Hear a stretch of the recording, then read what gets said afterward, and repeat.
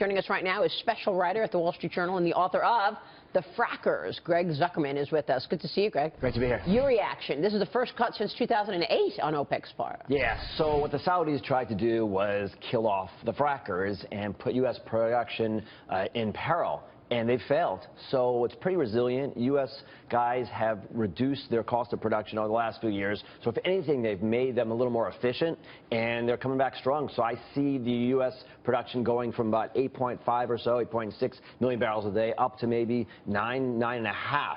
So if this deal holds, it's not clear it will raise prices, but it's also going to be great for U.S. producers. But explain this to me, because if I understand the production cut is going to cause prices to go up, but if we're sitting on this phenomenal opportunity in the U.S. and we've got all this supply in the U.S., doesn't that longer term send oil prices lower? It puts a little bit of a ceiling on prices, yes, as does the question of whether they can handle the production cuts, whether they'll get the production cuts. But exactly, long term, you don't want to get too excited if you're an oil trader, because I don't see any way you're going to get to 60, 70, even though the Saudis kind of need that to balance their budget.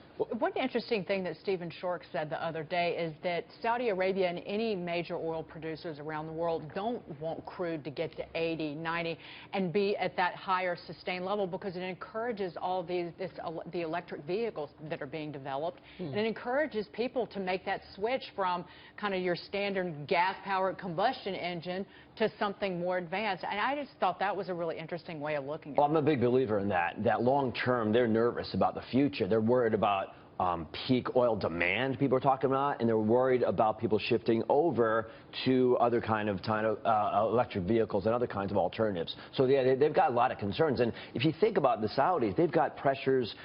They've got a young population that's growing, a lot of unemployment over there. It wasn't clear to me how long they could handle low prices. So eventually they're going to have to throw in the towel. To me, this is them throwing in the towel. Greg, two things that I think came out of this. One of the things is that the Saudi Aramco IPO is coming up, and OPEC really is Saudi. If they don't agree to anything, nothing's ever going to get done. And leading up into this deal, we saw a ramp up in production, so people can be like, okay, yeah, no, we can cut a little bit.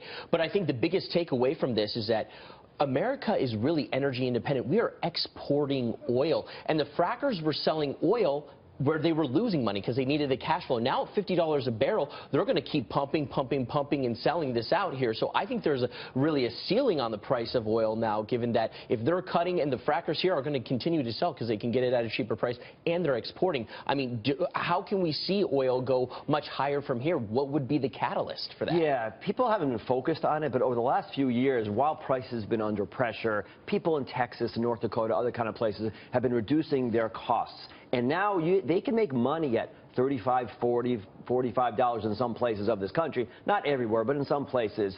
And that's going to help them long term. And it's also, like you said, going to put a little bit of a ceiling on oil prices long term. It's just fascinating to think, just because I think OPEC, this deal is really around the Saudi Aramco thing, and so I don't know how. Yeah, I mean, it is a reminder of the power of the Saudis and the power of OPEC. We've sort of dismissed OPEC over the last few years as being unimportant. They're still important. It's about a third of global production, and for them to be able to work out a deal, assuming it holds, it's pretty impressive. The question is long term, how much it affects prices. Cabinet position, Greg, let's get your take. President-elect Trump's possible choice for energy secretary, Harold Hamm being spoken about. What do you think? So Harold Hamm has made tens of billions, about $15 billion value. You know him very well. I know him well from the book I wrote, and my understanding is that his number 2 and number 3 guys are really strong at Continental. There are a bunch of really good executives there that could run that company really well if he moved on. Now, does he want to move on? It's been his baby. He's an entrepreneur. He's not a Washington kind of guy. And you have to remember, the Department of Energy isn't just oil and gas. There's other kind of things, too, nuclear, other kinds of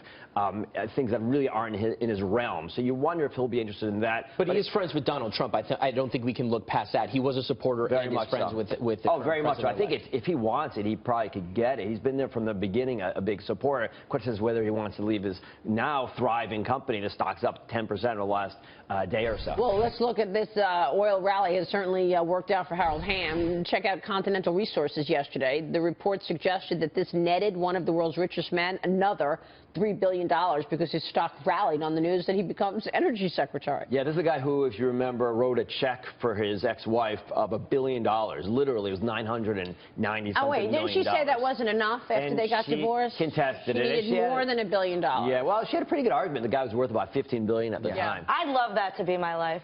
Yeah. Just saying. I love the leak of the image of the actual check. Like, that was my desktop background for a while. But you know what? He's worth $15 billion, and he's writing her a check for $1 billion. Maybe she does have her argument was, right. You know what? You're supposed to get half of whatever your spouse earned or made during the duration of your marriage. Hey, fork it over, Hamm.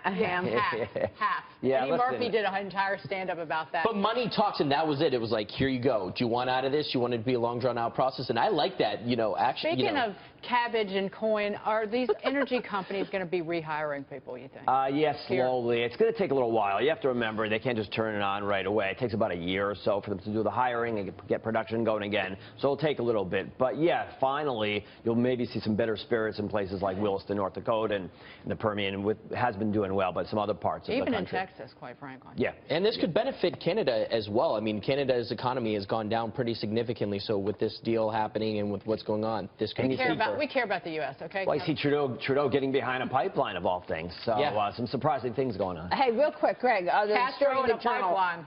Gary Cohn weighs exit from Goldman Sachs. He was spotted at Trump Tower. Does Gary Cohn get a job in the Trump administration? Well, there's a real need for Goldman Sachs executives in Washington. There really aren't enough of them. So we really, as a nation, we really need more Goldman people there. Listen, he's number 2. Lloyd Blankfein looks like he's going to be there for a little bit. So you could see a reason why. And again, that's the tradition over there. Interesting story. That wasn't sarcasm. Now what? Never, no. Hey, that was your best joke ever. Gregory Zuckerman, ladies and gentlemen. Thank you so much, Greg. Good to be here. Good to see you.